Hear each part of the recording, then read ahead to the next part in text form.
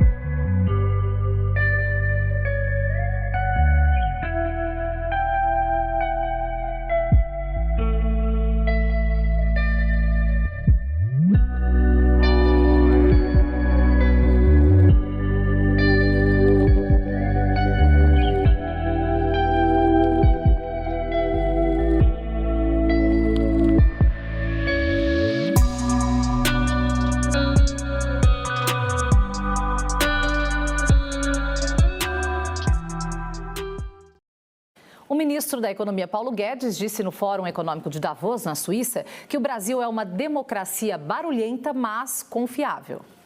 O ministro destacou que o barulho é normal numa democracia, mas disse que essa situação provocou dificuldades na área econômica. Então, esse caminho é um caminho conhecido.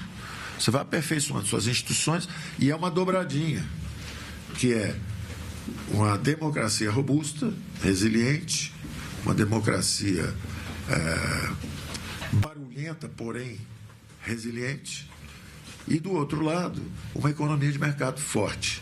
Paulo Guedes afirmou também que a questão ambiental ainda preocupa, mas a hostilidade em relação ao Brasil desapareceu.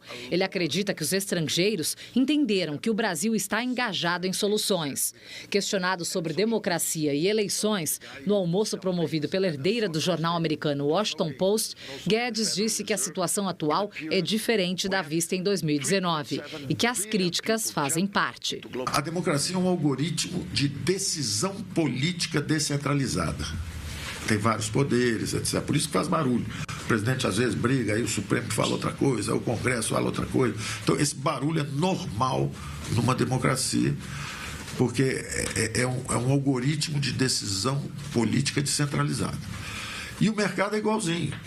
É um algoritmo de decisão econômica descentralizada.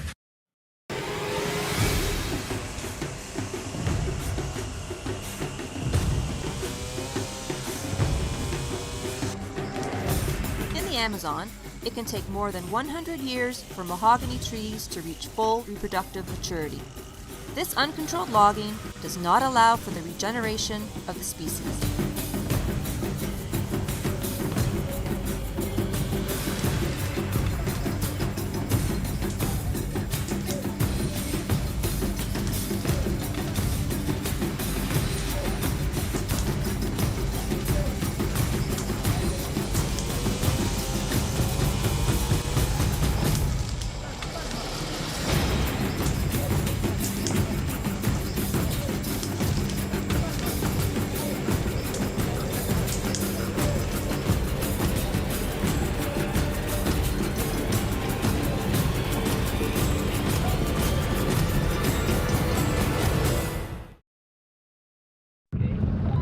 We're on the eastern edge of the Brazilian Amazon, indigenous territory, and we're visiting a tribe called the Guajajara, who say they are under assault by illegal loggers.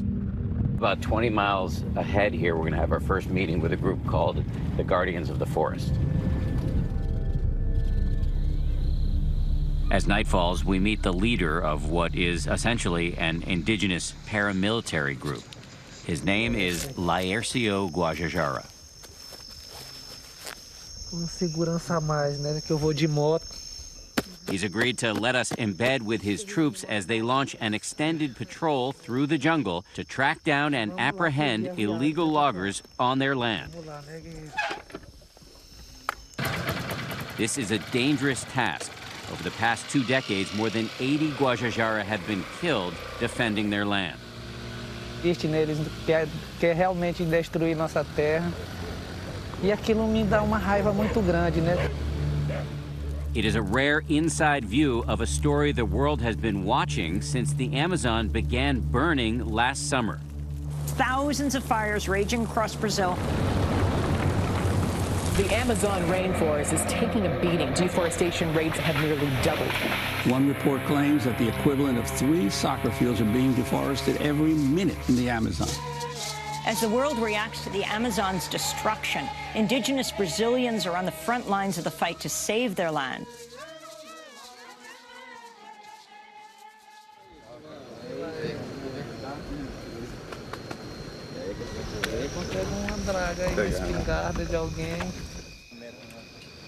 You guys have a lot of weapons, but these men may be heavily armed too. Do you get nervous before you do this?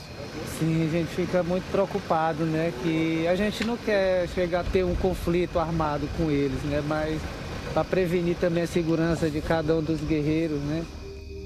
Ou então, para mim, essas nossas terras ajudam nós, ao mesmo tempo serve para o mundo inteiro, para todo mundo que vive aqui nesse planeta. Scientists say the Amazon may be at a crucial tipping point, where instead of mitigating climate change, it begins to exacerbate it. Brazilian law established special protections for indigenous territories, giving the tribe a legal right to patrol their own land. Quem avistar, avisa aqui, no rádio.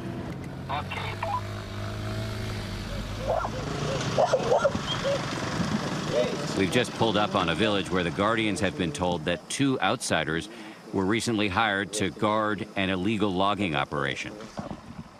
Laércio is wearing a body camera.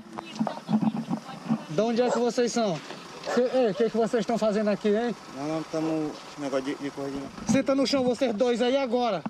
Senta, senta, senta. E se vocês mentirem aqui, vocês vão apanhar por todo mundo. Não, não estou mentindo mais. De quem aquelas estacas? Tu não sabe, tu sabe. Bora. Hoje eu disse para levar minha moto. Bora, amor. Fala.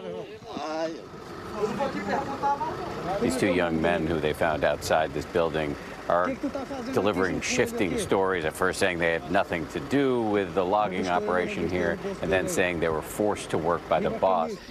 You got a little rough with these young men over here. What was your thinking there? É por isso que eu fiquei com raiva, que eu achei que eles estavam mentindo. Que nem sempre eles fazem, mente mesmo. Não pode estar fazendo, mas eles negam sempre. One of the men admits he is lying and hands over his phone to the Guardians. On it, they find this: videos and pictures that provide clear evidence of illegal logging. 80% of the deforestation in the Amazon is the result of the cattle industry. After loggers have cut down the most valuable trees, the land is burned and turned into cattle pasture. And the Guajajara say the incursions onto their land have escalated since the election of far-right President Jair Bolsonaro, known as the Trump of the tropics, who has openly called for developing the Amazon. Hoje não fala nossa língua, não tem dinheiro. É pobre coitado. Então quem tem que ser integrado à sociedade. The Guardians say they're not just fighting to protect their own home. On their land lives another small tribe called the Awa. They've had no contact with the outside world other than this reported sighting captured last year by a member of the Guajajara. Last night, they busted the lower-level folks involved with this illegal logging operation. Now they're going up this path where the actual illegal loggers will be at work, and they're fully expecting these men to be armed. Among the people leading the charge, Paulo, Laercio's number 2.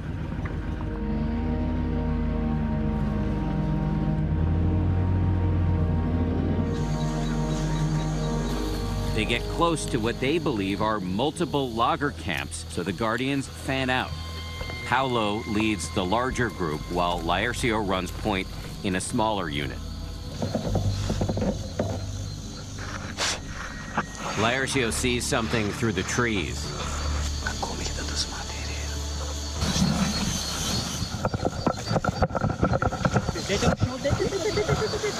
Bora, olha pro chão. Fala baixo que não, baixo, baixo. Vira a cara, pô. Vira a cara, fala, vira a cara. Deita pra lá, olha pro chão, porra. Bora, deita com a cara pro chão. Senão tu vai pegar um pimpão. Bora, deita. Tem mais alguém? Cadê o teu companheiro? Tem outro correndo. They're marching this prisoner deeper into the forest. They're making the prisoner call out to his colleagues. Senta aqui. Tira a mão, abaixa a mão. Madeireiro foi pego em flagrante aqui, ó, dentro da reserva indígena.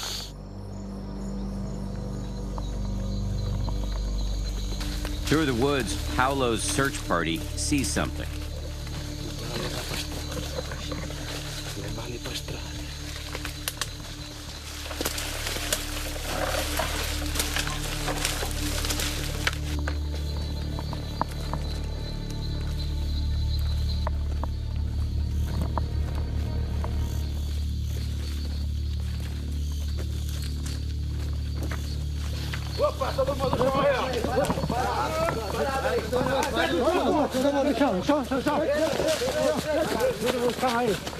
Corre não, deita no chão. Cadê os outros aí? No chão, deita ele, pô. Deita, porra. Não faz isso não, meu. Não faz isso não, meu.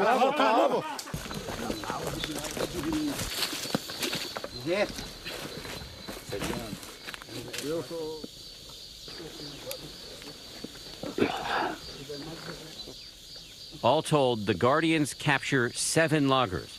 Proof of the men's activities are scattered across the campsites. Material de motosserra, de cortar árvore. Isso aqui que racha a madeira, coloca na madeira e bate com ferro aqui, ó. Pá, tela. Even notes on how much they cut down and profits made. This wood goes to local cattle ranchers who build fences around their area, and they're selling the stakes for those fences. And then it even shows right here how much money they're making. Why did you agree to do this work? Eu não tenho outra profissão, não tenho nada, não, de cair morto aí. Eu não tenho nada, nem onde cair morto aí. O único jeito é passar meio de viver. É isso. These are low-level people you're dealing with here. How do you go after the bosses? A gente tenta o máximo de chegar, mas só que é muito difícil a gente chegar nos patrões deles.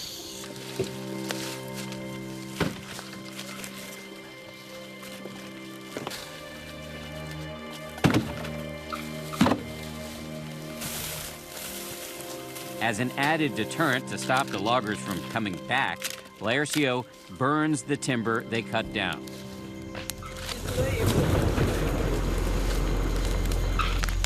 É uma pena ver essa madeira queimando, né? Mas nós não pode fazer nada, né? Normally, the Guardians' next move would simply be to expel the loggers from their land. But Laercio tells us they're going to do something they've never done before. Bring the suspects to federal authorities 7 hours away. A dangerous mission deep into enemy territory. Stay with us. Hi everyone, George Stephanopoulos here. Thanks for checking out the ABC News YouTube channel. If you'd like to get more videos, show highlights, and watch live event coverage, click on the right over here to subscribe to our channel, and don't forget to download the ABC News app for breaking news alerts. Thanks for watching.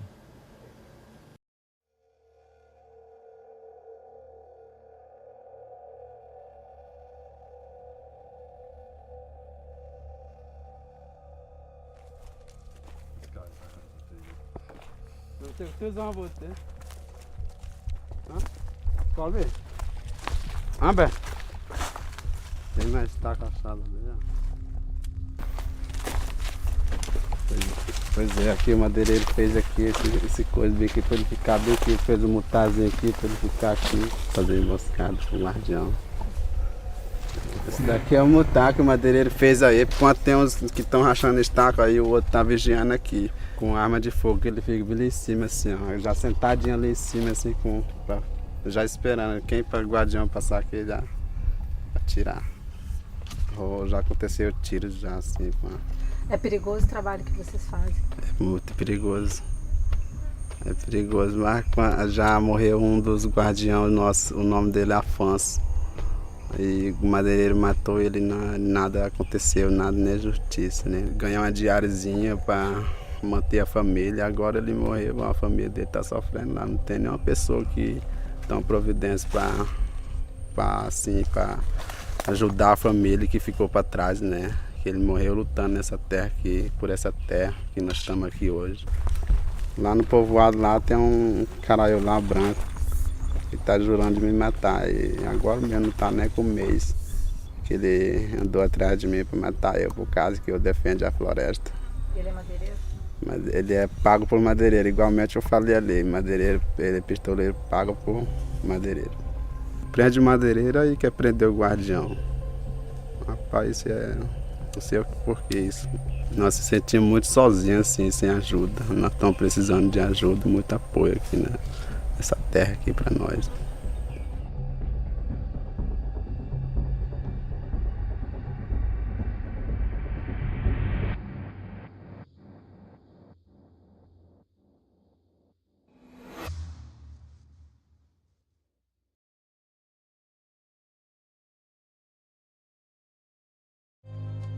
Why is the Amazon rainforest burning? The number of fires burning in Brazil's rainforest hit a 15-year high in June.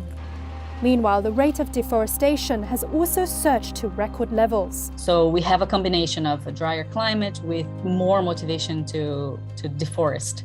So this is extremely bad news. Here are some factors driving destruction of the world's largest rainforest.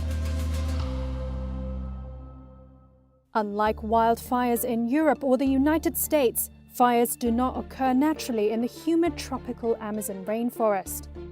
Instead, farmers cut down the forests and set trees on fire to clear land. August and September are typically the height of dry season in the Amazon. That's why fires become harder to contain and can run out of control. But climate change is leading to higher temperatures and drier conditions throughout the year, making fires more frequent and severe. Forest fires have worsened since 2019, when right-wing President Jair Bolsonaro took office and sought to weaken environmental protections. Bolsonaro says protected areas of the Amazon should be open to mining and farming to fight poverty. Experts say that under his government, farmers, ranchers and land grabbers feel emboldened to destroy the forest without punishment. Andre Freitas is Greenpeace Amazon coordinator. No último ano de governo Bolsonaro, as pessoas, os contraventores, estão aproveitando esse último ano para que possam avançar sobre essas terras, possam, né, fazer aí a especulação fundiária, e tudo isso é um prejuízo enorme para a população, para o país, e uma contribuição muito ruim que a gente está dando para a crise climática. Between August 2020 and July 2021, deforestation in the Brazilian Amazon soared 22% to its highest level since 2006. More than 5,000 square miles of forest were cleared. That's according to the government's annual report. Bolsonaro has repeatedly denied an uptick in fires under his presidency, despite government data. É equivalente a uma Europa ocidental. Como é que vai tomar conta disso tudo? E outra, se todo ano fosse realmente desmatado, que a imprensa aqui mostra, a Amazônia toda já era um deserto. Daí tinha que concordar com a matéria aqui. E não é verdade.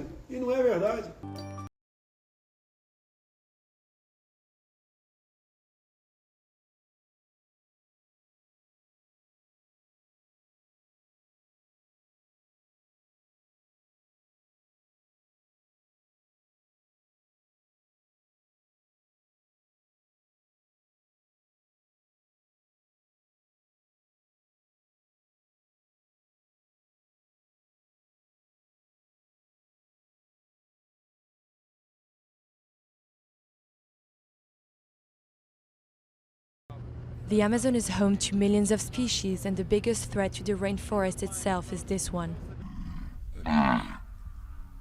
Cattle ranching is responsible for up to 80% of deforestation. The municipality of São Félix do Xingu in northern Brazil was the biggest culprit for deforestation back in 2008. Its huge cattle herd, the biggest in Brazil, had a lot to do with it.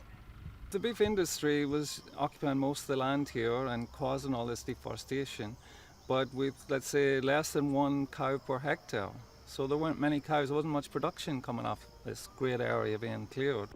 When Lazir Soares de Castro and his wife Yeda bought the cattle ranch here 2.5 years ago, each cow was grazing an area of land the size of a football pitch. Productivity was rock bottom. Eu encontrei uma propriedade sem estrutura administrativa. I found this property without any administrative structure. The pastures weren't separated. It was very badly structured. So that's when I started to take care of the management of the cattle. Do gado. Lazir divided his land into various pastures and started to rotate the cows around them. That gave the land time to recover and to grow more and a better quality of grass for the cows to eat. Productivity has increased from 1 cow to nearly 2.5 per hectare, and Lazir is even on a mission to keep the trees. Recomenda-se deixar árvores. It's advisable to leave trees and bushes in the middle of the pasture so they can serve as shade for the cattle herd. It's the best way. This is a very hot region. You can see that the cattle are always looking for shade, and then they lie down there to ruminate. And when they do that, they turn the food into nutrients and gain weight. And that can only be good for business. Brazil is the world's biggest beef exporter, and to make sure that it maintains its #1 ranking, it also has to listen to the market. With consumers increasingly aware of the impact their food might have on the environment, Brazil knows it needs to shape up. We now have a demand from the market for the supply chain to take greater responsibility towards the environment. Raising livestock is responsible for almost 1/5 of greenhouse gases, and destruction of the forest just accelerates climate change. But São Félix do Xingu hopes to show that there may be a way to bring more harmony between cattle ranchers and the environment. But until then, man's seemingly insatiable appetite for beef will continue to eat away at the Amazon rainforest.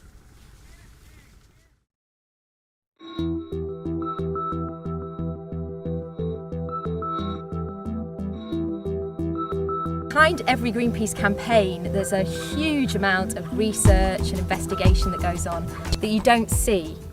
And sometimes that means getting out of the office and away from your comfort zone and getting on things like that.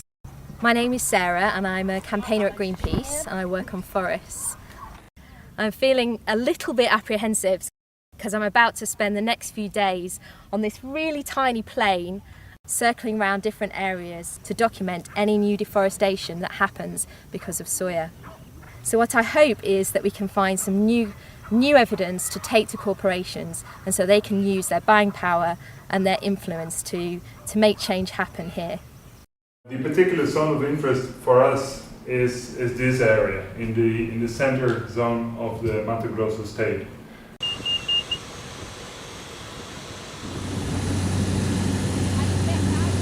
Today we are working on the monitoring of the soy cultivation in the Amazon. So we are doing a flight over the southern zone of the Amazon biome. The Amazon rainforest covers a huge area, about 5% of the Earth's surface. So one of the best ways to spot new deforestation is from the air. That's where the tiny plane comes in. We've been flying over vast areas of forest, huge areas of agriculture cutting into the forest like a patchwork. We can get really low down to the ground so that we can see when deforestation is happening, and we can see what crops have been planted. A smaller team spends a week undercover doing on-the-ground checks in the field to make sure that the crops we see planted are definitely soya. The trip's gone well so far, but we have faced a few problems. So we've had some bad weather. Not only has that meant that the ride's been a little bit bumpy, it's also made visibility difficult at times, so we've had to change our routes. 55-43. We've seen some new areas of deforestation, and we've seen some new soya crops planted on areas that were recently deforested. So we need to cross this information with the satellite data. Once back in the Geolab, we overlay the satellite imagery with documentation and photos from the plane and in the field to get a complete picture of what is going on. The main thing that I've taken from flights that I've been on over the past few days, just how near to the forest some of these soya farms are. Really get a sense of how the moratorium are really holding back the tide of deforestation, how fragile that is.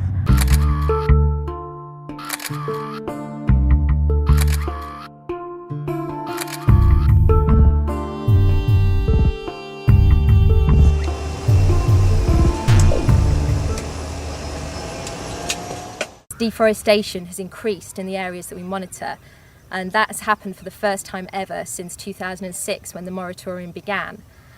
So this year, Greenpeace will begin to build support for a zero deforestation law in Brazil.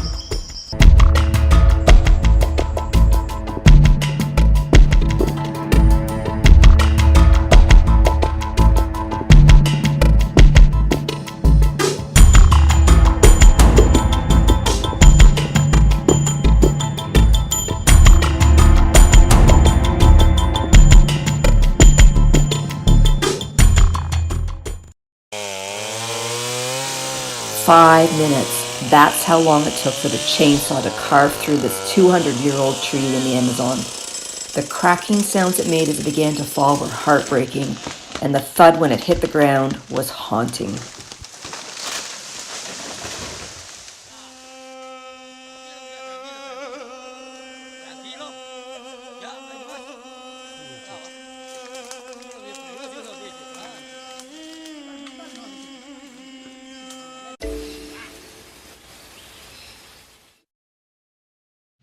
Illegal loggers in the Amazon are not just killing the rainforest.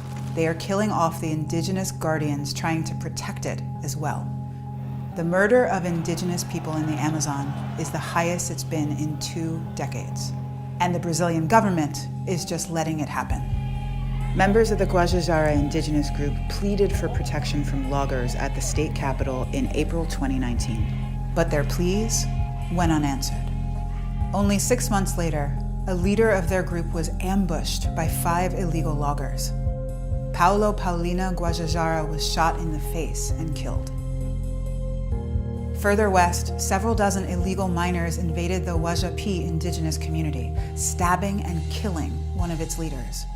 And a 15-year-old indigenous youth was stabbed to death in a nearby Amazon region. Miners and loggers are making bolder incursions into indigenous territory to kill off the last remaining obstacle between them and the land they want. Tribes depend entirely on the forest and rivers for their livelihood, and like all tribal peoples, have a deep spiritual connection to the land. The Brazilian Constitution calls for the protection of those indigenous lands, yet Bolsonaro has consistently mocked the rights of indigenous people. He is openly allowing land grabbers to clear ancient forests for cattle ranching and crops. Bolsonaro even sent a bill to Congress to open up indigenous lands for exploitation. He even said he would give a rifle and carry permit to every farmer. Bolsonaro stripped power from the agencies in place to protect indigenous people, while allowing outright burning of rainforest. In the first 9 months of Bolsonaro's tenure, double the amount of tribal land was invaded. Groups like Amazon Watch are calling this an institutionalized genocide of indigenous people. That's why leaders like the Guajajara have 180 guardians patrolling their own land. They know no one else is coming to help them. And with COVID-19 running rampant, tribes are doubly vulnerable. Brazil is home to over 100 isolated, uncontacted tribes that have no immunity to modern diseases. And it's all crippling the world's fight against the climate crisis.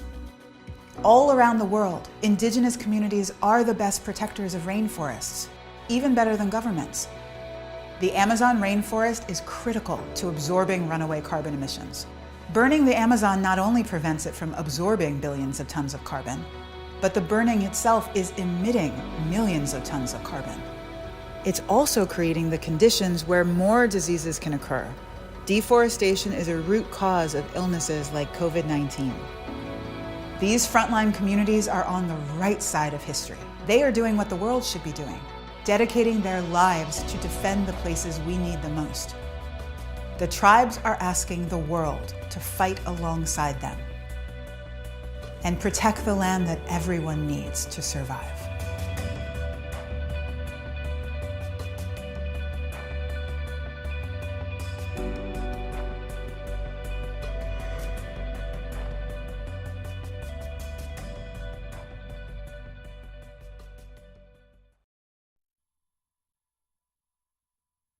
Destructive fires in the Brazilian Amazon have become an all too familiar storyline. Isso, e aí o fogo agora está fora de controle, né? Não que a natureza, mas olha a natureza, o que a gente está virando com a natureza, né? E aqui a gente vai fazer o registro fotográfico comprovando o crime ambiental. Desmatamento, sem autorização do órgão ambiental competente e uso do fogo. And right now, the destruction is at a 10-year high. Last year, approximately 10,000 square kilometers of Brazilian rainforest were eliminated because of fires. That's one Lebanon, or one Connecticut. And in 2020, that number is expected to rise by 1/3. Since fires are used to clear land after trees have been felled, they are a really good indicator as to where and at what rate the Amazon is shrinking. And contrary to President Bolsonaro's assertions, os incêndios acontecem praticamente nos mesmos lugares, no entorno leste da floresta, onde o caboclo e o índio queimam seus roçados em busca de sua sobrevivência, em áreas já desmatadas. These fires are not just small agriculture fires, they are actually deforestation fires, which are very often intentionally set illegal and the responsibility of a select few. Indeed, we have found that only 2% of farms in Brazil are responsible for more than 62% of all illegal deforestation taking place inside private properties. The impact this destruction has for the climate is enormous. Roughly 1 gigaton of CO2 equivalent emissions in 2019 were due to deforestation in the Amazon alone. Compare that to Germany, Iran, and Japan. Amazon deforestation emissions give off the equivalent of entire countries. To understand why deforestation is such a problem in Brazil, we have to talk money. Forest is worth only a fifth of what cleared land is in the land market. So if you're thinking in terms of, leaving your farm for your children and their children, if it's got a lot of forest on it, it's worth a lot less money. In 7 out of 10 cases, deforested land will be used for cattle. A flourishing business, since Brazil is not only the world's top exporter of beef, but of the 10 million tons of beef that Brazil produced in 2019, around 8 million tons were consumed domestically. To put that into perspective, the average Brazilian eats around 25 kilo of beef every year. That's the equivalent of 20 hamburgers a month, making them one of the top beef eaters in the world.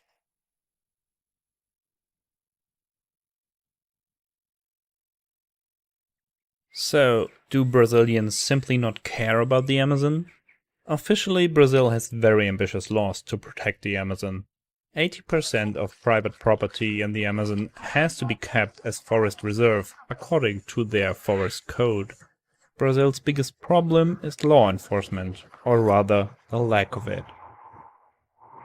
I think there's a tendency to assume that all farmers are just illegal, and they want to be. But I think it's really important to look at this and say, wow, what Brazil is trying to do is pretty amazing, unprecedented. They need help implementing the forest code, which is the most ambitious private land forest conservation law anywhere in the world. But that help isn't coming from the Bolsonaro administration. Quite the contrary. The spending on forest inspection has shrunk to 1/3 of its previous budget. And environmental fines handed out have been in decline since Bolsonaro took office. We have a situation where the forest rangers who are doing a good job, who are going to the field and are basically fighting for illegal deforestation, rather than being promoted, they are being fired. They are being demoted, sent to other places, taken out of their roles as forest rangers. How effective strong law enforcement can be is evident in Brazil's past. The country had its lowest deforestation rates between 2010 and 2012. What happened is it was all stick and no carrot. There were really no positive incentives for the people who were complying with the law, and that's still the case today. And this probably won't change as long as Bolsonaro is president, at least not on a domestic level. The Amazon plays a crucial role in our world climate, so protecting it should be a global initiative. And yet almost 1/5 of the beef exports from Brazil to the EU, for instance, are the product of deforestation. But experts say a boycott would not solve the problem, only push it somewhere else. However, incentivizing farmers to keep more of their land as forest shows a lot of promise. It's 2020 and it still doesn't pay to conserve forests if you're a farmer in the Amazon, and we can change that. Experts suggest result-based reward programs that bypass the federal government altogether, whereby individual countries, NGOs or the EU could bring that money directly to farmers who are making an effort to reduce deforestation.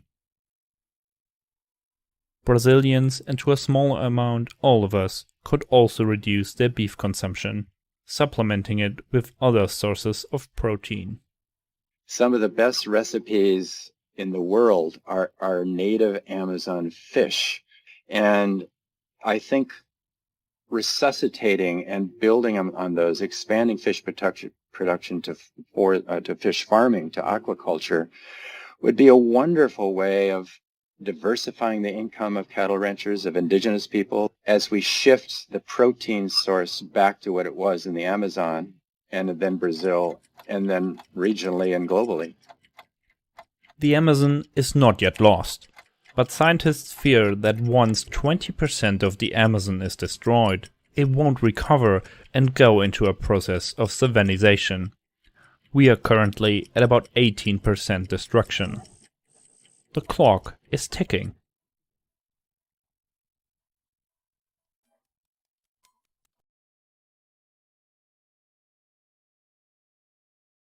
The world's largest rainforest is being destroyed at an alarming rate. Destructive fires tore through massive sections of the Amazon rainforest last summer. And even before that, it had lost 20% of its landmass to deforestation in the last 4 decades.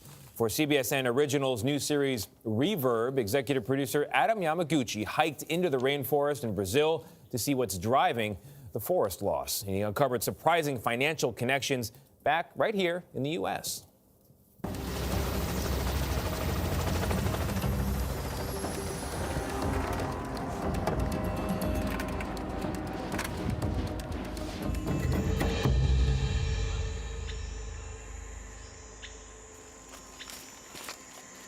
These agents from IBAMA, an arm of Brazil's environmental ministry, say the first step in deforestation is clear-cutting valuable timber, whether legally or, like this logging operation, illegally.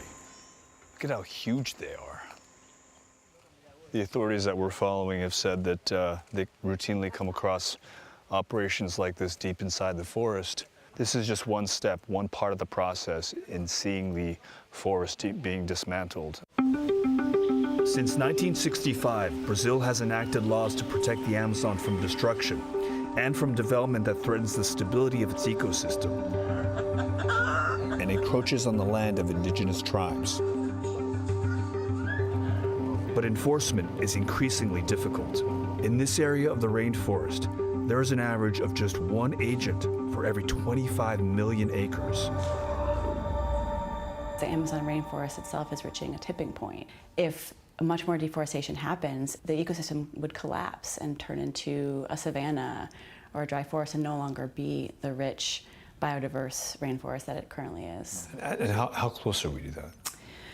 Well, in recent weeks and months, scientists have said that we're within maybe a couple of years at the rate that deforestation is currently happening. And Adam Yamaguchi joins us now. Adam, good morning. So there are financial ties between the U.S. and the logging going on in the Amazon. What are they? Absolutely. American companies are investing in and providing credit. Financial institutions are providing credit to companies in Brazil that are directly involved in deforestation. In addition, we are a large and ready market for Brazilian products. So soy, for example, that's grown on recently and sometimes illegally deforested land comes to the U.S. And deforestation means simply cutting down the trees. There are so many people who may be listening to this that don't know exactly why this matters. What's the most important thing they need to know? Well, I think that it causes. Right, as one of the interview subjects said in the piece, we are nearing a tipping point. You know, there's still plenty of Amazon left, and that's what people sometimes fail to understand. There's plenty left, but you can only cut so much down before you completely start to alter the local and the global ecology and environment around the Amazon. So that's dramatically dropping. And the other thing is, you know, if you think back to August of 2019, some of the loudest voices that were critiquing the Brazilian government when it came to the deforestation of the Amazon were Americans and Europeans. And yet our money is being put to work to help some of these companies do that very act. What surprised you the most in your filming down there? Traffic jams. And I'm from LA, I'm used to traffic jams. What kind of traffic jam? In my wildest dreams imagined that I'd be traveling hundreds of miles deep into the Amazon and encountering, at one point I counted 24 kilometers of 18-wheelers, nose to tail, jammed on the road, transporting goods from inside the Amazon to port cities and beyond. It was shocking. And it speaks to just how much is being hollowed out of the Amazon right now. It's amazing. It's not an infinite resource. No. All right, Adam, thank you very much. You can watch Adam's newest episode of CBSN Originals' new series Reverb. It's called Complicit: The Amazon Fires, and it is streaming right now at cbsnews.com/complicit.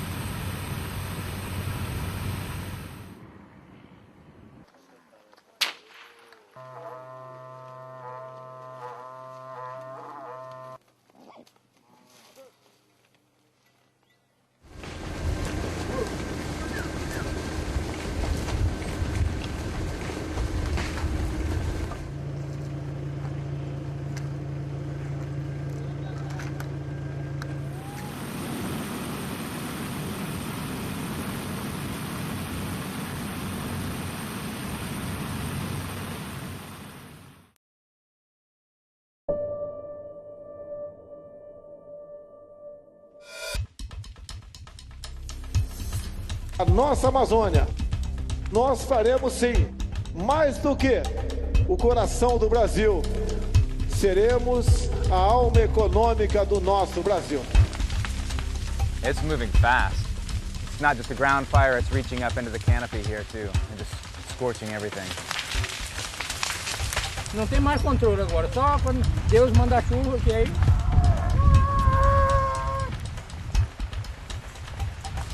Is this usual amount of fire that you see? Não, para mim não é normal. Para mim é um assassinato. Are you worried about the illicit activity that happens here? Aí é onde chama a terra sem lei, é nesse caso aí. Que a pessoa não pode fazer nada. Que é a lei do mais forte. E queremos fazer o casamento do meio ambiente com o progresso.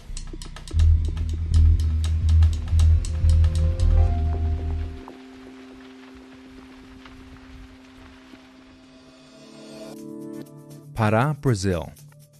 Parts of the rainforest in this region have lost so much tree cover, it hardly looks like the Amazon. I'm on a highway called the BR-163. In August, this corridor for soy and beef exports lit up like an inferno.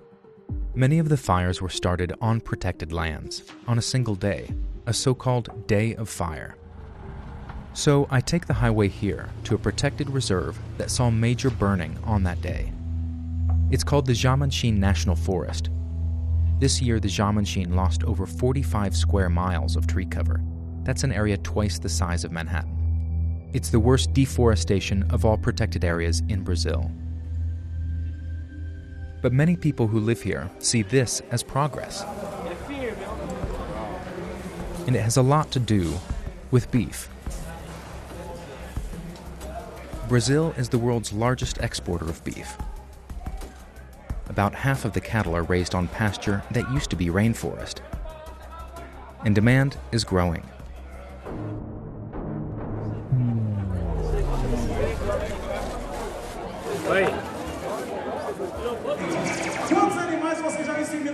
I'm visiting an annual barbecue and auction near the Jamanchim. But it's not your typical backyard get-together. Some landowners and ranchers here brazenly defy environmental laws. Last year, a government report linked this man, a union leader, to land-grabbing schemes.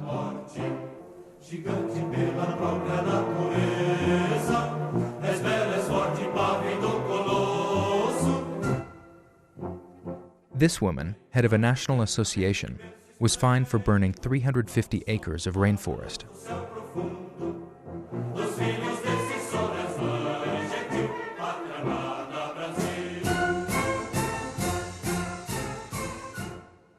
This man, a local mayor, was caught destroying over 700 acres of virgin rainforest inside the Jamanchim Reserve. They all deny wrongdoing.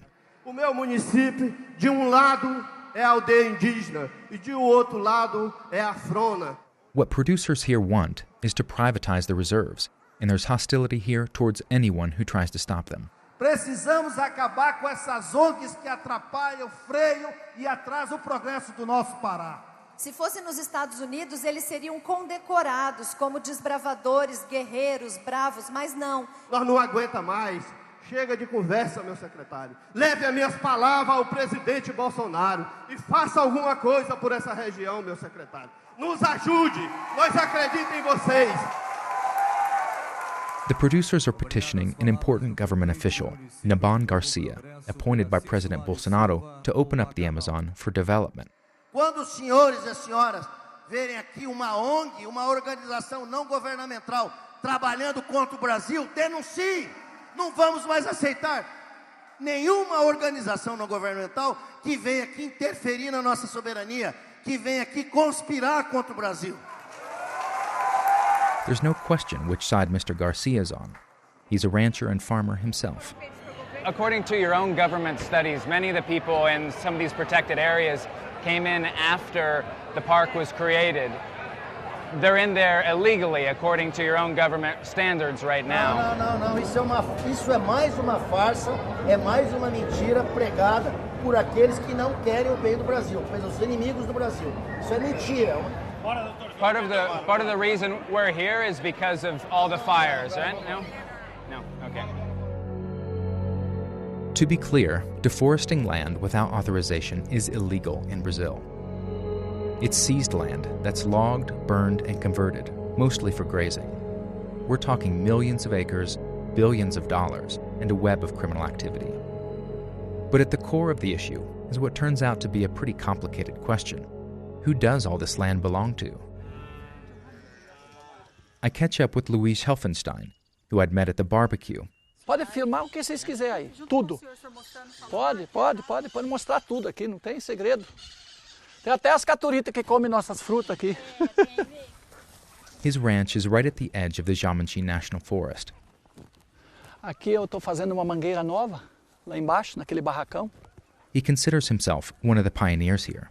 When you started, is this the first settlement that you built? Aqui é essa gleba toda. Eu sou filho de família grande. Aí meu pai tinha 8 hectares de terras, uma família de 10 filhos. E nós passamos muito aperto. Aí surgiu essa oportunidade que tinha essa área de terra aqui, que o governo colocou à disposição, como na época. Agora aqui não era reserva. Aqui era uma área que o governo queria que ocupasse. Luiz came here back in the 80s. He was handed 4,000 acres of rainforest, part of a government plan to develop the Amazon. Você podia fazer o projeto de manejo. Desses nossos vizinhos aqui, tinham 46 projetos de manejo. Eu separei umas fotos aqui, mais de fotos mais antigas, quando a gente começou a vir para cá na época. Isso aqui faz 30 anos. That's the BR 163, November 1994. Then, the political winds shifted, and preservation became the priority. In 2006, the government established the Jamanchim National Forest, taking back most of the land previously given to Luiz and other producers. Chega o Ibama, rufa o pau, porque você está irregular. Não, mas você não é dono da terra. They felt cheated, and some have responded by grabbing and burning protected land.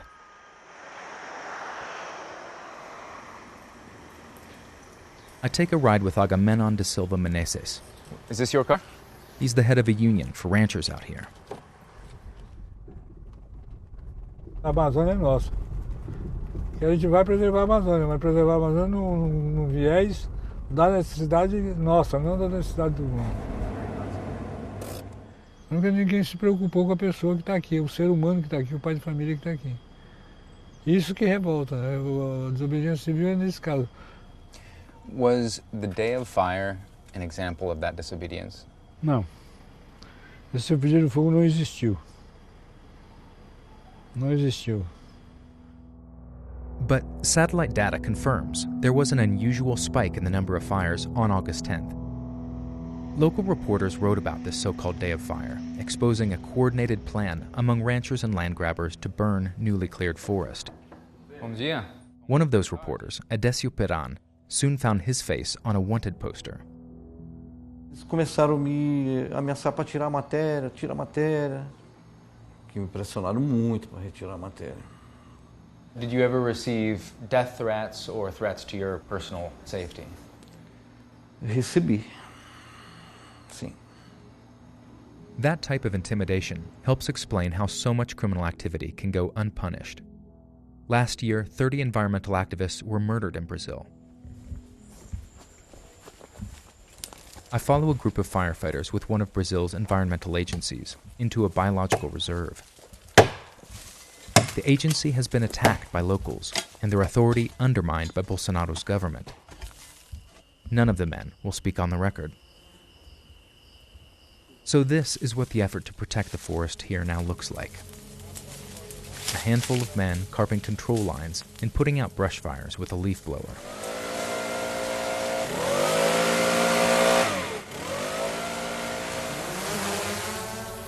It takes a bird's-eye view to capture the magnitude of what they're up against. This fire is nearly 4 miles long. According to Brazilian satellites, more than a soccer field worth of rainforest is cleared every minute. I'm back on the road, driving off federal land, when I see these two trucks. They pull onto the BR-163 highway with loads of fresh logs.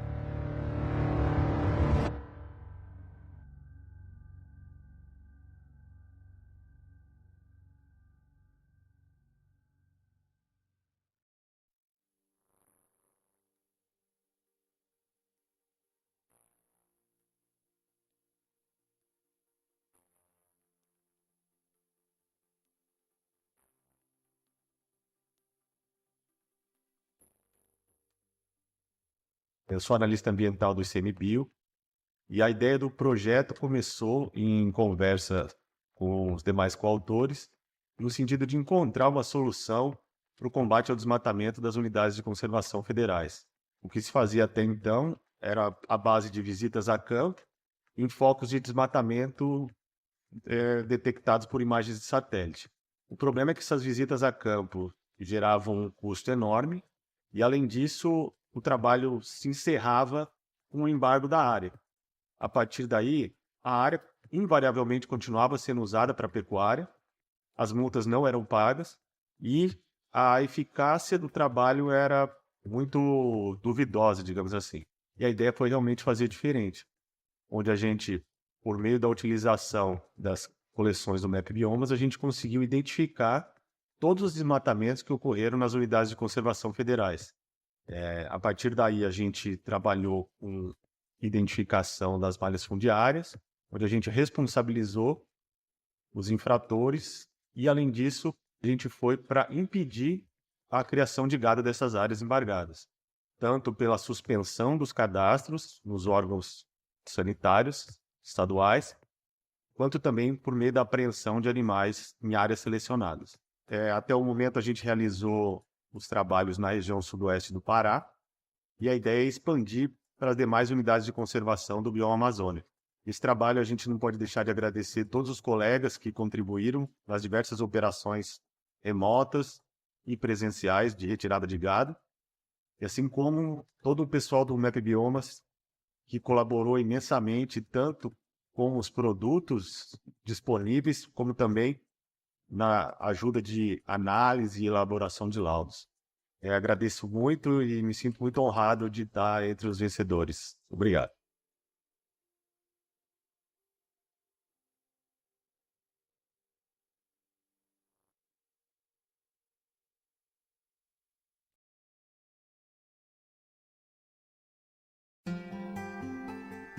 Ancient forests maintain the balance of life on Earth.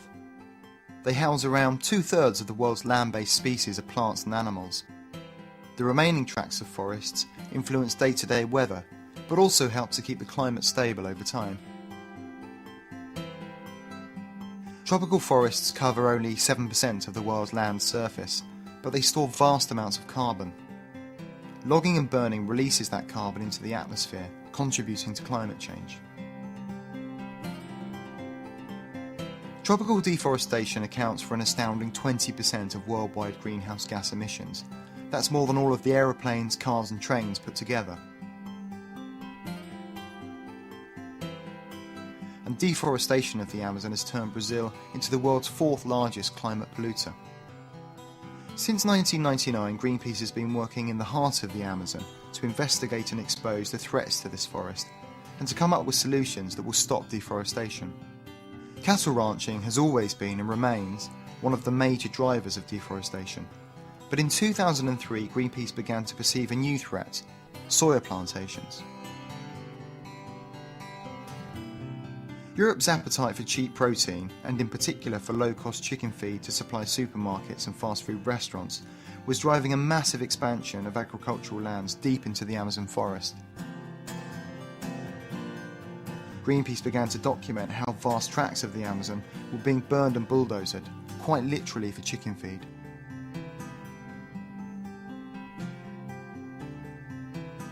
With the controversial construction of this soya export facility in Santarém, Greenpeace began working with the local community and Brazilian organisations on the ground to expose the destruction and stop further expansion, and we began a 3-year investigation to find out who was responsible. In April 2006, Greenpeace released the results in a report called Eating Up the Amazon, which tracked soy from illegal deforestation directly into the feed supplies of a handful of supermarkets and fast food corporations.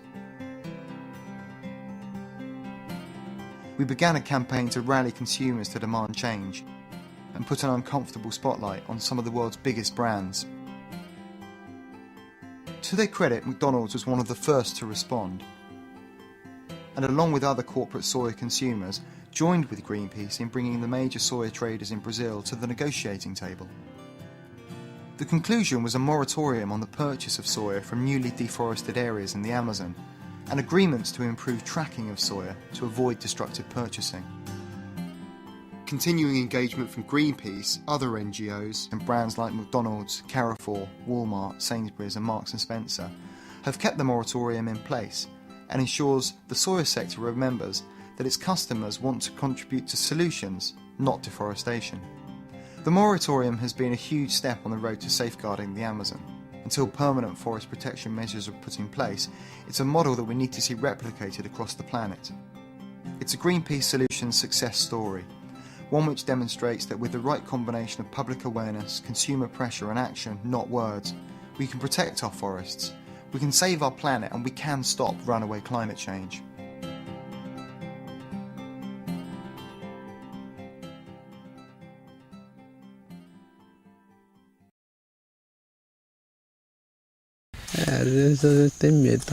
I'm scared sometimes, he says, but we are fighting. 6 weeks later, Paulo Paulino Guajajara is now dead, killed by the people his tribe fights against, illegal loggers. His group, the Guardians of the Forest, say the only way to protect their land is to do it themselves. He was, a young father of one child, married, and very much a person who lived in the forest, who saw the forest as the future for himself and his family. This researcher who spent decades in Brazil says the Guajajara has long been under threat. Violence, she says, is getting worse.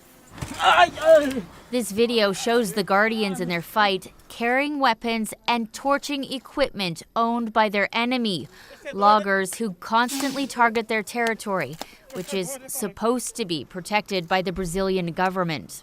The country's justice minister pledged today to find those responsible for the killing. Do you have faith that will happen given the conflict that's been going on? I have to say I'm not optimistic. There have been very few cases where Indigenous peoples have been targeted and murdered, where the perpetrators have been brought to justice. Before becoming Brazil's president, Jair Bolsonaro promised to revoke the protected status of an indigenous reserve. And when fires burned in the Amazon this summer, he was accused of favoring business over everything else. Advocates are saying the Bolsonaro government has indigenous blood on its hands, adding the increase in violence is a direct result of his hateful speeches. We are protecting our land, he says, and the life on it, something this young warrior did until the end. Shannon Martin, CBC News, Toronto. Fires engulfing large swaths of the Amazon rainforest. The smoke is traveling far and wide. It darkened the skies over Sao Paulo, which is more than 2,000 kilometers south of the burn area. The scope of the fires is massive. These satellite images from NASA show how the smoke has covered most of the northern half of Brazil, which is larger than the whole of Europe. The Amazon produces 20% of the world's oxygen and is home to more than 3 million species of plants and animals. Fires in the Amazon are a natural occurrence, often started by lightning strikes. But that doesn't explain the sudden increase in fires this year, which environmentalists say has been exacerbated by cattle ranchers and soy farmers clearing forest at an increased pace. Enforcement of Amazon burning has been scaled back under President Jair Bolsonaro, a longtime skeptic of environmental concerns. Bolsonaro slashed government funding to environmental agencies and on Tuesday suggested the fires were being staged by NGOs to embarrass his government. I am under the impression that it could have been set by the NGOs because they had asked for money. What was their intention? To bring about problems for Brazil. When fires burn in the Amazon, the area is so large, there's nothing firefighters can do to put them out. When these fires finally do go away, environmentalists say that damage will have been done. Here it is really, much of it is permanently wasted, in a sense that it takes ages to regrow a forest, and it can never be regrown in the original way. The Amazon rainforest, often called the lungs of planet Earth, now filled with smoke and fire and choking one of the world's most diverse ecosystems. Gabriel Elizondo, Al Jazeera. Firefighters, no match for flames this ferocious and this intense. That curtain of fire igniting palm trees here on the Bolivian-Brazilian border, fueled by wind, the flames leaping across the dry brush. It's shocking how fast we've seen this fire march. It's moved about 200 yards in the past 5 minutes alone, fueled by this wind. We're going to try to get moving a little bit faster to get out of its way. Keep going. Geronimo, a rancher here, tells me a tanker dropped water on the fire nearby, but it's no use. He says it's all going to be gone. He said there's nothing else to do. We're just going to wait for the fire to pass. As a cloud of smoke rears up behind his farm, we offer him a ride out, but he insists on staying, certain his cattle will come back. We escape, just as Geronimo's farm and the road are enveloped in impenetrable fire and smoke. Wow, that entire farm where we were just minutes ago seems to be gone. It's just one apocalyptic scene amidst a swarm of fires ravaging Brazil and its Amazon rainforest, spilling out into Bolivia, Paraguay, and Peru. It's the scale of these fires that's absolutely huge. An unprecedented burn of a massive magnitude. We could be losing, in certain areas, as much as 3 soccer fields of jungle every single minute.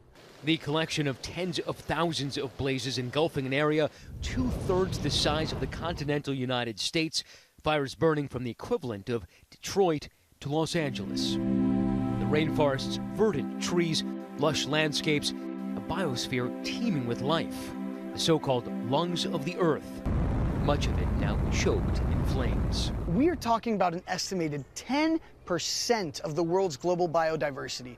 Well over 40,000 species, new ones being discovered every single day. That is all at risk. Most of the fires are so remote, it requires hacking through the nearly impenetrable terrain just to reach them. Going through this underbrush gives you a sense of why these fires are so hard to stop, because they're so very hard to get to. Containing fires is a Herculean effort even for the best equipped countries. On the ground, we see how ill prepared Brazil is for the task. A squad of just 30 firefighters are tasked with covering an area twice the size of New Jersey. The tools they have are pretty rudimentary. You can see they have these, they look like floor mats in cars, and they're using sticks to slap down the fire. Sometimes the men just kicking at the fire. There are no fire trucks, no hoses, no radios. They're actually calling out to each other right now. That's how they're communicating in the bush, because there is no cell phone reception right here. And through that veil of flames, this villager appears. He says his name is Jefferson. He tells us he was the one who first reported the fire, even started fighting the fires himself. He's showing us how he was putting out fires. He said the fire burned the shirt right off his back, the ground scorching his feet. And you got to feel this stick. It is burning hot right now that he was holding. Also, he's got no shoes. His burned off his, the flip-flops are completely melted. But he stayed, as did those weary firefighters. The U.S. government and other countries pledging assistance.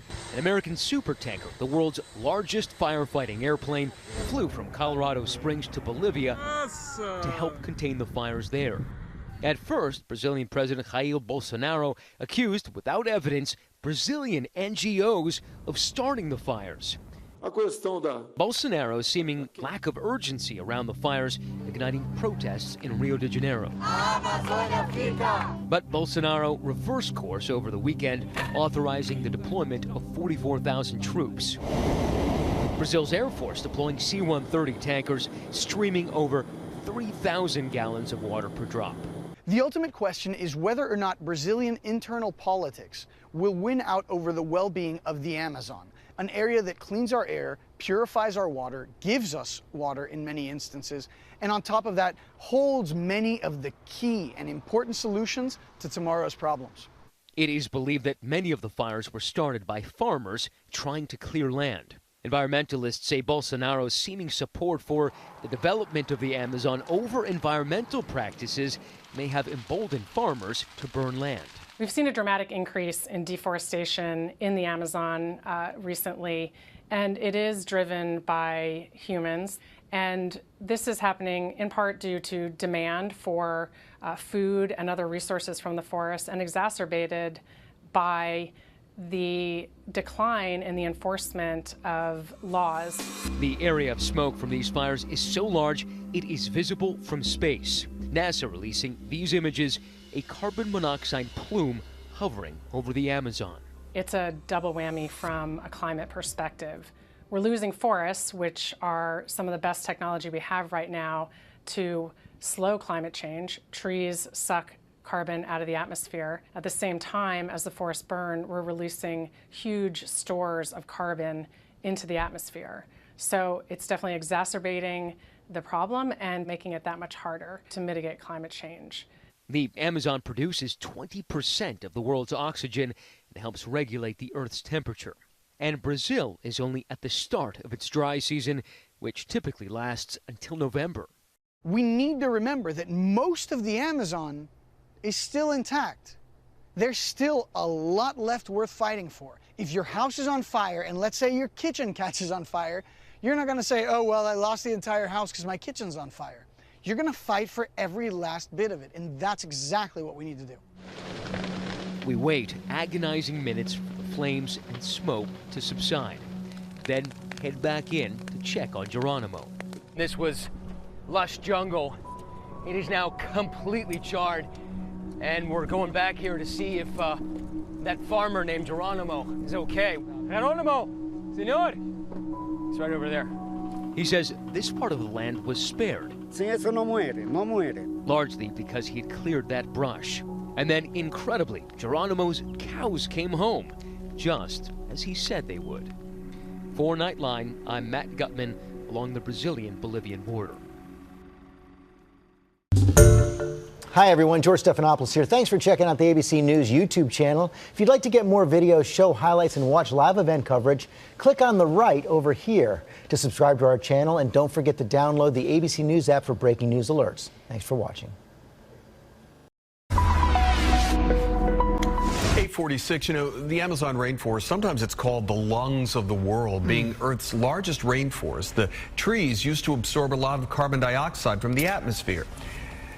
As with everything, not anymore. Now it's creating more CO2, and that makes things worse for the entire planet. Let's get to Davo and talk about that. What's going on here? I'm just trying to decide how to present this to you because I'm kind of angry about this. Well, be mad. You know, and I'm really angry about how this has just continued, because when I was a kid, I remember in high school doing a report about the deforestation of the Amazon. Okay, now I'm 50 years old and I'm still doing reports, but it's even worse now about the deforestation of the Amazon. A lot of people don't realize that all the fossil fuels and the gas and the natural gas and the coal and all the stuff that we use creates carbon dioxide. Okay, trees love that carbon dioxide. They soak it in, plus some, you know, water vapor and sunlight and stuff, and they convert that into oxygen, which is how we can breathe. So for decades and decades and decades, the Amazon rainforest was known as a carbon sink. Okay, where the carbon gets soaked in by the trees, it's absorbed into the soil and the wood, and everything is good, or at least was good. But then here comes the deforestation of the Amazon, and they're using it for crops. They're using it obviously for the wood to, create homes. They're using it for multiple of reasons, but the problem now is that they're taking too many trees from the Amazon, which is causing it not to become a carbon sink anymore, and now it's a source of carbon emissions. For instance, in the eastern side of the Amazon, they're deforesting it so fast, it's now emitting more carbon, because when you burn the forest, what happens, Russell? You're burning all the carbon that's been stored in the trees. Right? So you're doing exactly what you've... Anyway, I could go on and on and on. But the problem is the eastern Amazon has been so deforested. We're talking about 17% gone now, that it's emitting more carbon than it's actually taking in. And they know this. Researchers know this. They've taken hundreds of air samples at about 15,000 feet to confirm that this is happening. And this is going to put a negative tilt, of course, on the Amazon in general, as now, instead of being this huge carbon sink to help the Earth, now it's kind of going side by side with other parts of the world that are creating the carbon issue. You know what I'm saying? And it's just going to negatively tilt this whole situation. And I'm reading this, and they're so upset down there, but it's a political, it's a logistics thing, and I can't do anything about it. It has to come from these countries that have the rainforest, Brazil and such, I don't know. This has been a tough, burning more CO2 than the forest absorbs is just something that the Earth can't sustain for a long period of time. You know what I mean? Yeah. And that's where they are right now. And I'm hoping that maybe they can change this soon. But 1.6 billion tons of CO2 into the atmosphere each year by burning the Amazon rainforest is not good. And I know this is probably upsetting a lot of people at home, too. Yeah, it's quite a sight to see that. The video we're seeing while you're talking. Okay. Sorry. All right. It's okay to be mad about it. We're all a little upset. Yeah, okay. Thank you. The world's largest rainforest, the Amazon, was humanity's saving grace. With record-breaking carbon dioxide emissions, the rainforest was absorbing a lot of the carbon dioxide. At least that is what was believed earlier. But a new research now claims that the fight against global warming, Amazon could actually turn from humanity's greatest natural ally into a bit of a foe. Our next report gets you the details. The Amazon rainforest, which is also known as lungs of the earth, might be stripped off that title. Our planet's largest rainforest is now emitting more carbon dioxide than it absorbs. Research has revealed this for the first time. Hundreds of high-altitude air samples prove this worrying trend. Parts of the Amazon have become a source of carbon dioxide. The giant forest had previously been a carbon sink, which means it was absorbing the emissions driving the climate crisis. But this new revelation could turn humanity's greatest natural ally in the fight against global warming into a foe. This is cause for great concern. Because if the Amazonia, which has around 450 billion tons of CO2 locked in its trees and soil, becomes a consistent source of CO2, tackling the climate crisis would become next to impossible. Just in 2019, our CO2 emissions recorded an all-time high, about 40 billion tons. Over the last half-century, plants and soil have absorbed more than a quarter of those emissions.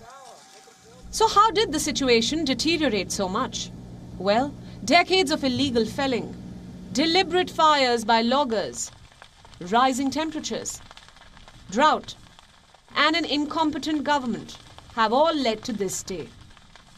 The man-made crisis has pushed the rainforest into a vicious cycle. The trees produce much of the region's rain, so fewer trees means more severe droughts and heat waves.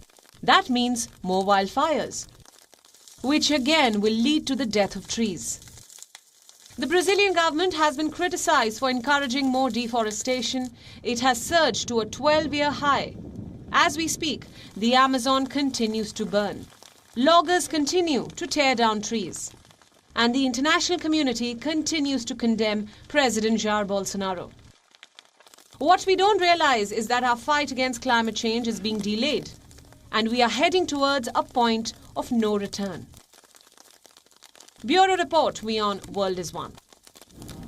WION is now available in your country. Download the app now and get all the news on the move. CO2. It's the gas we associate with climate change, but it's also needed for life on Earth to function normally. How our planet manages the levels of CO2 is called the carbon cycle. CO2 is released into the atmosphere, for example, by animals' respiration, forest fires, even agriculture. Plants reabsorb the CO2 through photosynthesis. But in the 1800s, that process started to change radically. It started with fossil fuels, sources of energy trapped deep underground from the fossilized remains of plants and animals. For the fuel to power everything from your car, to the furnace in your home or office building, to the plane you take on your next vacation. We owe the modern world to them. We often describe Earth's atmosphere as a kind of invisible blanket sitting atop Earth's surface. Matthew Osman is an assistant professor of climate science at the University of Cambridge. He says Earth's atmosphere naturally contains greenhouse gases that make life on Earth possible. Without CO2, life on Earth actually wouldn't be possible. It's estimated that without carbon dioxide, Earth's surface would be somewhere in the ballpark of 30 to 35 degrees Celsius cooler than it is at present. But when more CO2 gets released into the atmosphere through human activity, that's when things become problematic. Burning fossil fuel re-releases all the CO2 that was locked underground all those years ago. That CO2 gets lodged into the atmosphere. CO2 is a relatively simple molecule composed of one atom of carbon and two atoms of oxygen. When heat from the Earth's surface gets beamed back into space, it gets absorbed by the CO2 in the atmosphere. As the CO2 absorbs that energy, its molecules move faster and faster. And as they do, they transmit heat energy around to other molecules, causing them to move faster as well. That cycle repeats itself over and over, trapping heat energy and warming the planet in the process. All because of a naturally occurring molecule that's being emitted into our atmosphere at levels that have risen exponentially since the middle of the 20th century. As we emit more and more CO2, we're going to warm the planet at a faster and faster rate, fueling extreme weather and making life more expensive and challenging. Kamyar Razavi, Global News. All right, let's go live now to Daniel Schweimler. Daniel, let's take us through, first of all, the statements by Brazil's president. It doesn't sound like he's been much swayed by the international reaction to this. No, I think part of his politics, Sammy, is that he likes to defy the opinion, the international opinion. He's also a man who came to power during his electoral campaign last year, saying that this region was ripe for development.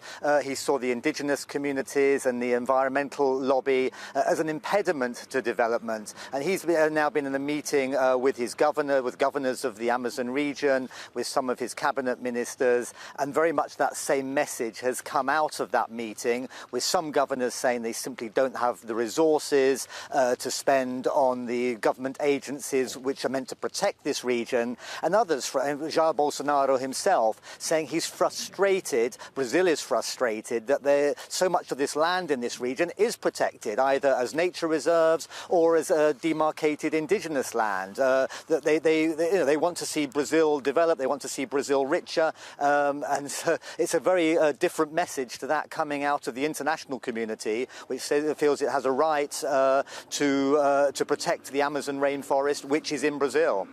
So it sounds like they're walking a fine line then between saying they're on top of these fires and whether they think these fires are really an environmental disaster or perhaps an economic gain for the country.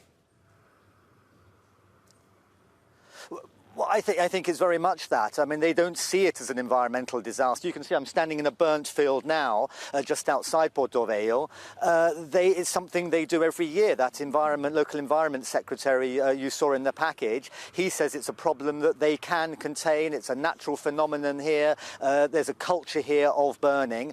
As we mentioned, the rainy season is just coming. We're not going to see much in the way of fires for the next few months, but almost certainly we will see massive fires next year. I mean, they broke all records this year. They were twice as many as they were in 2018. Next year, it's quite likely, given the environmental conditions, that we will see even more fires because of the conditions being created by this government. More people are likely to come to this region and start more fires. So that seems almost certain. What the international community can do about that, other than criticise, if the money they're offering is being spurned, what they can do about that is unclear. The pressure is mounting, but Jair Bolsonaro and his government seem intent on defying that criticism. All right, thanks so much. Daniel Schweimler there. Fires have been burning throughout the Amazon rainforest at record levels this year. 77,000 flames have been recorded across Brazil over the last 12 months. This map from NASA shows those burning across South America right now. Satellite imaging also shows the amount of carbon monoxide these fires have produced this month alone. In less than 2 weeks, they've pushed the levels by nearly 2/3. Carbon monoxide plays a huge role in air pollution and climate change. The Amazon is often referred to as the lungs of the Earth because of the amount of carbon dioxide it absorbs and oxygen it produces, basically supplying more than 20% of the world's oxygen. Erica Berenger is Senior Biodiversity Research Associate at the University of Oxford. She joins us by Skype from Oxford in the United Kingdom. Good to have you with us. So let me get you, if I may, to respond to the sort of message that's coming out of officials in Brazil that, hey, this is kind of like a seasonal, cyclical event, the fires burning. But to be clear, the scale of the burning this year is much bigger than usual, right? Yes, correct. And one thing that I think is really important to get clear is that these fires are not natural. They don't start because of climatic conditions. Fires in the Amazon need a human ignition source. So someone needs to put fire somewhere for the fire to spread. And what you're seeing are fires that are related to deforestation. So first the forest is chopped down, then it's satellite after a few months drying during the dry season, it's satellite for it to become ashes, and then it's possible to put pasture on. So what we are seeing this year, the scale of the fires this year is related to deforestation. The deforestation numbers have increased severely according to the numbers from the Brazilian Space Agency, and that is bound to be accompanied by a high number of fires. All right, so we've got a lot of carbon monoxide being released into the atmosphere. What will that mean for climate change in the environment? This is a huge problem because the Amazon alone stores the equivalent of 100 years of CO2 emissions from the US. That's how much carbon is locked into the Amazon. And the moment that you cut it down and you put it on fire, all the carbon goes to the atmosphere, either as CO2 or carbon monoxide, as you mentioned. So, of course, it's going to have a huge impact into accelerating climate change. And what about all that smoke and rainfall? What will it do to rainfall? So we have seen the rainfall patterns change in regions with high levels of deforestation in the Amazon, and then the dry season becomes longer because less rain is being generated by the forest. But one aspect here about the smoke is about people's health. So we see that in years of extremely high fire occurrence, like 2019, there is in average an increase of 200% of hospital admissions of children with respiratory diseases. So this is not only an environmental issue, but also a social one. And I wonder if you could just clear one thing up. You know, we often refer to the Amazon as the lungs of Earth. There are those who say, no, the oxygen comes, it's kind of being misrepresented. The oxygen comes from the seas and so on. Could you clarify from a scientific perspective what exactly the role that the Amazon forest plays for the availability of oxygen? And the Amazon definitely is a larger producer of oxygen, but it consumes a lot of part of the oxygen it produces because, of course, large organisms, large trees need to absorb a lot of a lot of oxygen to stay alive. But algae in the oceans are the largest source of oxygen, so they are the true lungs of the world. So the Amazon would be more like the air con of the world, something that keeps the climate and it helps to fight climate change, keep the carbon locked down. But one aspect here is that it's not because the Amazon is not the lungs of the world that we shouldn't protect it, because it's really important for climate, just for different reasons. Right, that it's more about preserving the carbon monoxide and not releasing it into the world rather than producing. Right, got it. Thank you so much. It's been a really interesting conversation. Thank you.